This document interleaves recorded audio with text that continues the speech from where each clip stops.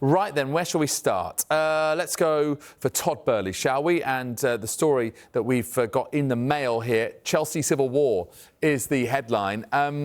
Listen, when we're talking about sort of probes and, fit and proper persons tests and all these sort of things, it's normally for fans waiting to see if that person has passed that in order to take over their club, not when they're already in charge and the fans are wanting it. Miguel, can you unpack this story for us?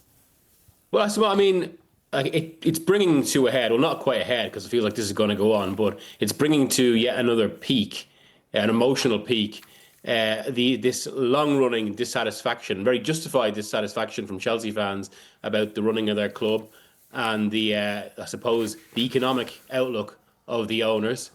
And it's interesting you mentioned the fit and proper persons test there and all that, because, one of the major issues with English football, and something that has been more of a live discussion given the pending independent football regulator, has been over who gets to own clubs. Because not just one of the long-running arguments has been right up to the issue of state ownership, hasn't been that it shouldn't be about just kind of whether they don't have a criminal record, which used to be the only parameter. It should also be, think about the political outlook or the economic political outlook and whether that fits with what a club should be. But obviously, the Premier League in particular has adopted this economic model that has seen an influx of a certain type of very capitalist-driven ownership. And what we are seeing now, I think this season has actually been a massive watershed moment because it does feel like we're seeing unrest across a number of clubs for different but related reasons.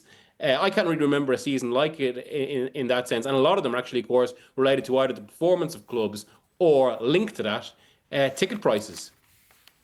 Yeah, and on sort of this topic, let's just sort of focus in specifically on Chelsea. And by the way, on this story that Chelsea fans, as the Mail says, has taken the step of demanding the Premier League investigate Todd Boehly over his connection to Vivid Seats, a ticketing website. We have, by the way, asked Chelsea for comment, asked the Premier League for comment, and waited to hear back from them. But, this points to a wider malaise, doesn't it, Sam, amongst fans, across the country, particularly to do with, what Miguel mentioned right at the end there, ticket prices. And this is, all related to cost of living and, as you say, that sort of, real sort of disconnect between the people who own the clubs and the people who go to the games.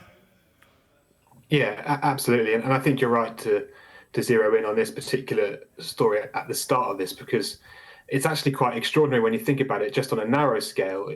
The two facts that add a real weight to this story is that Boehly is a director and investor in this company, Vivid Seats.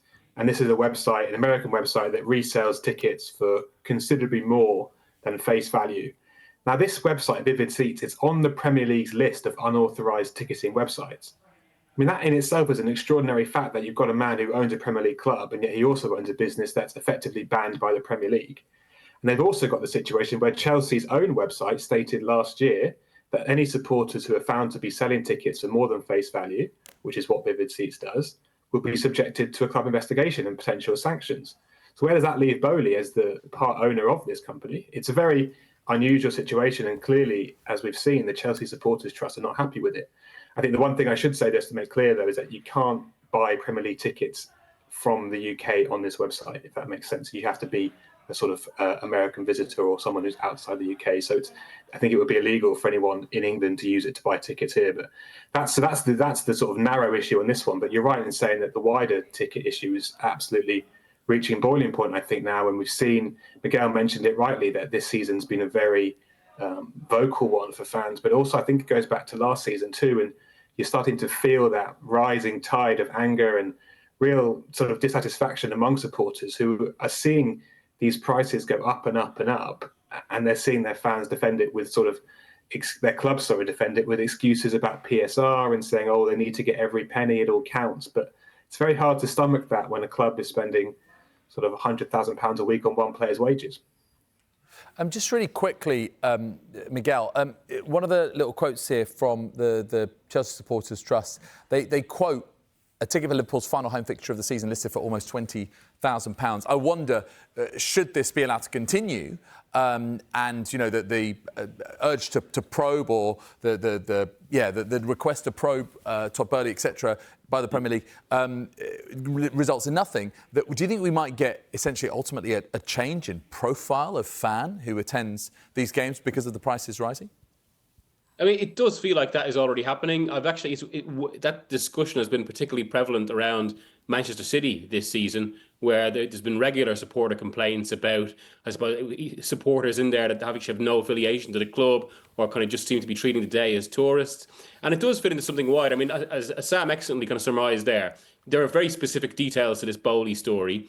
But they are, but as distinctive as that is, it's reflective of this trend where, and it kind of speaks to what I was talking about at the top of the show there, I suppose, where ultimately you have a strand of ownership that, and this really applies to most ownerships at Premier League level and really elite football, they don't really see these clubs as community institutions the way they should. I mean, if you stand back really, why do these clubs exist? Well, they exist because a number of people from a local area were willing to watch them over a long period of time and evolve to play football and evolve from that. That obviously became so powerful and so socially important that it attracted all manner of interests. And right now, I suppose the two primary interests are, on one side, you have kind of state ownership who view the political capital of these clubs. And on the other side, where there's much more of this type of ownerships who basically look at them in terms of pure financial capital. And nowhere fitting into that really is the idea of what a club is supposed to be. And hence, within that context, in a world where they are constantly trying to expand, they're constantly looking for growth, they're constantly looking to kind of have this massive global imprint. In some ways, the idea of an old-fashioned season ticket is just a nuisance to them, really. Now, look, clubs will deny this. At the start of the season, the newspapers and media sat down with Richard Masters, Chief Executive of the Premier League, and I actually directly put to him that there is a growing fear among fan groups that a lot of ownerships want to gradually erode the numbers of season tickets to create almost kind of these single ticket single game tickets that would cost, say, around £400, comparable, say, to if you go to America and go to an an NBA game or an NFL game. And I mean, that sort of fan or supporter or tourist, if you like, isn't just spending so much on a ticket. They're also going to spend much more on the club shop and all the rest of it, whereas a season ticket holder isn't. Masters denied that at the time, but it does feel like, I mean, the evidence is mounting and mounting, and it's just another theme here that kind of raises, or should raise, serious questions about football's modern direction, even if it does long feel as if the horse is bolted. But there is something that we, the media and fans, should be fighting for here. Often, ticket prices being high is stated as a reason because of like PSR and clubs trying to sort of defend themselves against PSR.